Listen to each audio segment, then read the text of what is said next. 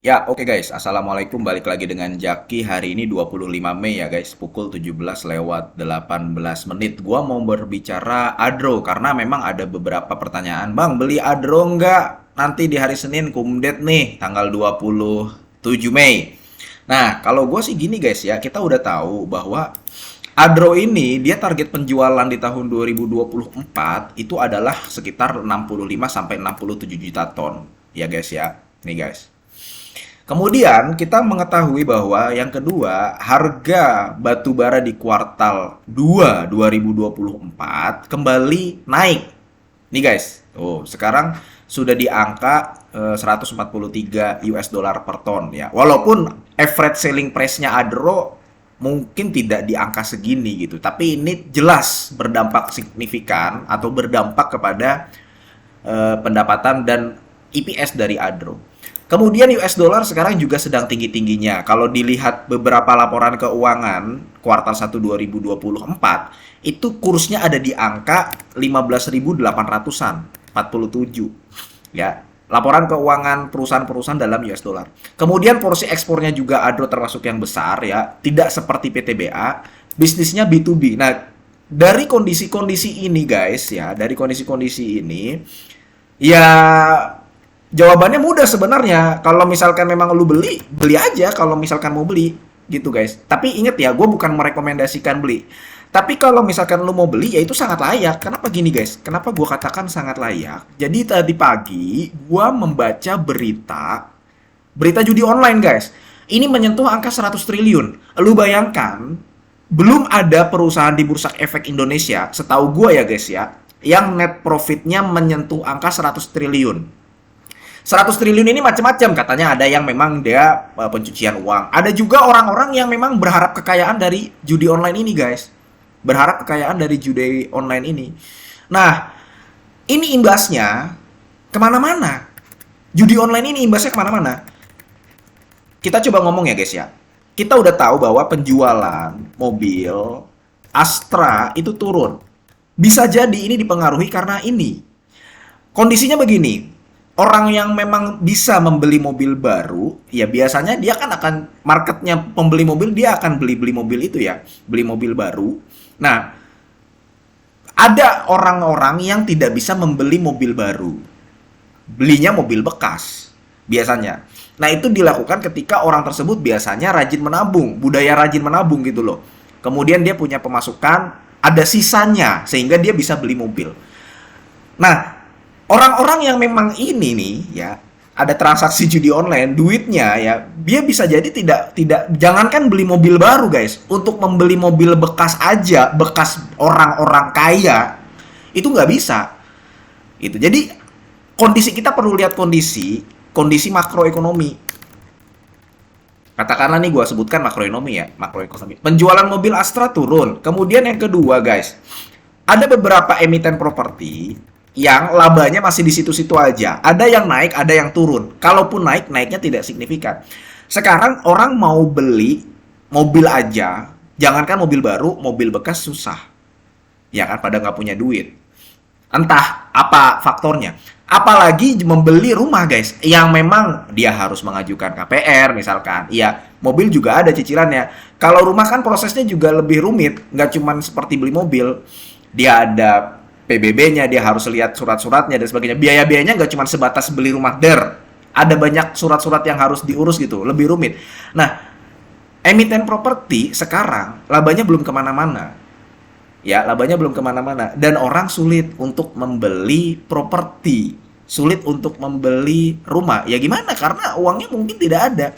Nah, ketika orang tidak membeli rumah ya, atau penjualan rumah tidak naik secara signifikan, bisa jadi emiten semen juga sulit.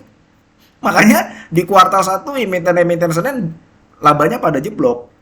Kayak Indosemen turun kan. Padahal diharapkan di 2023 lebih baik dari 2022. Ternyata enggak. Emiten-emiten semen juga sulit. Ketika emiten properti, emiten semen sulit, berarti emiten-emiten pendukungnya ya, kalaupun naik tidak signifikan. Ya, seperti itu guys. Nah, Berarti kondisi-kondisi seperti ini ya, kita tahu bahwa emiten semen sekarang lagi murah. Walaupun gue bilang kemarin bahwa SMGR itu menarik bagi gue pribadi, belum tentu gue akan membeli. Gue kan harus lihat dulu, valuasinya betul murah, tapi dia bisa naik atau tidak. Emiten properti juga sekarang banyak yang harganya murah. Ada yang lahannya besar, tapi bisa naik atau enggak. Naiknya itu kan biasanya tergantung dari labanya, dari revenue-nya. Nah, kalau misalkan memang banyak ya, banyak kondisi-kondisi seperti ini kita lihat, guys. Ya berarti emiten yang paling aman apa? Emiten yang B2B, emiten energi.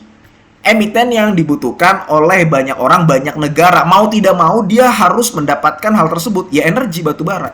Karena penjualannya Adaro, penjualan emiten-emiten batubara, emiten energi, dia penjualan B2B. Dia berjualan dengan perusahaan ekspor ke India, ke Cina, ke wilayah Asia Tenggara. Sehingga sebenarnya tidak terlalu terpengaruh terhadap judi online. Karena yang beli orang bukan orang retail gitu, guys. Emang ada orang gua mau beli batu bara dong sama Adaro, beli beli berapa kantong plastik? Nggak ada, guys. Dia kontrak dengan negara lain eh,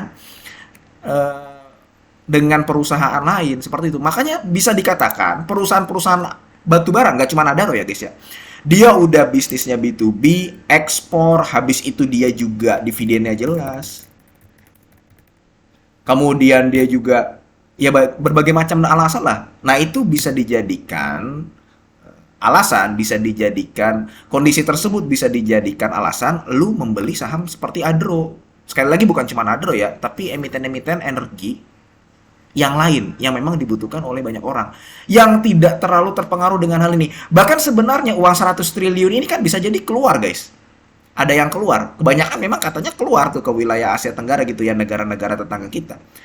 Nah, itu duitnya juga bisa digunakan untuk membeli kekayaan sumber daya alam Indonesia. Itu, guys. Jadi kalau misalkan lu menanyakan apakah sangat layak untuk dikoleksi, Adro, sangat, guys. Nah, cuma memang ada yang menanyakan kalau harganya turun gimana? Ya tergantung lu. Kalau lu beli pas kumdet, berarti lu udah ngunci nih 6%. Lu udah ngunci karena kan lu dapat dividennya.